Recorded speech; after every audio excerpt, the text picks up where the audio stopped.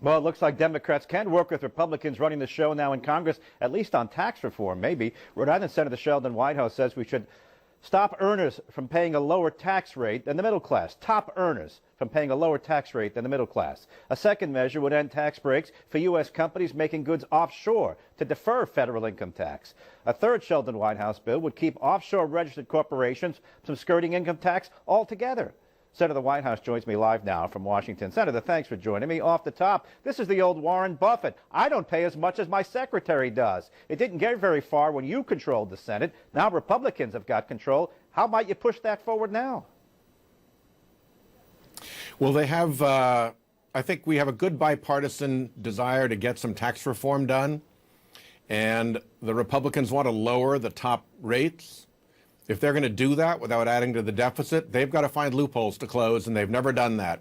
So this tees up a whole array of loopholes that have no legitimate business in the tax code, that are the product of decades of lobbying by people who are basically well off enough to afford lobbyists, and it hurts the regular taxpayer. So I think I'm going to work very hard anyway to convince my colleagues that these are fair ways to fund the kind of tax reform that they want.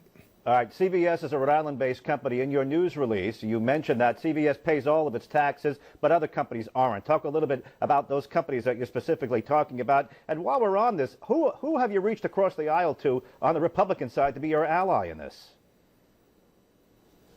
Well, we've got a lot of examples. I think some of the ones that I use are, General Electric has gone years while making a lot of money without paying any taxes whatsoever. Carnival Cruise Lines pays practically nothing. They hide their revenue offshore. And even well-known companies like Apple have hidden a lot of income in Ireland, where they locate their intellectual property, they say. So it's a pretty widespread game, and that's why the dollars in my bill are so significant and really could contribute to lowering rates for regular taxpayers once these loopholes aren't robbing us of the revenue. All right, Bob, just less than a minute left, Senator. Who are you reaching across to the Republican side to help you on this? Have you got a moderate friend over there?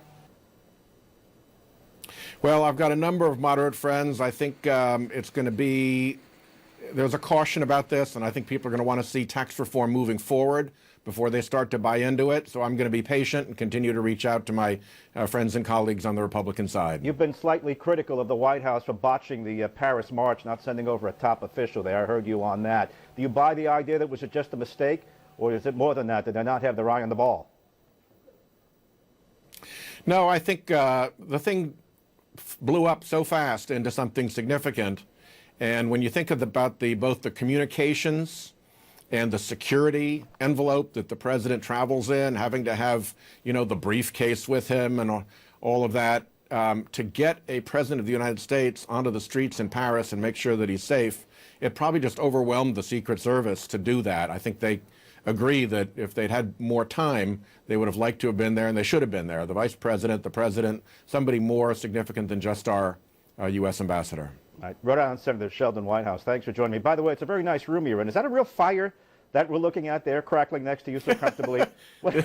This is a studio, and I promise you there is no real fire. All right, Senator Whitehouse, thanks for joining us from Washington.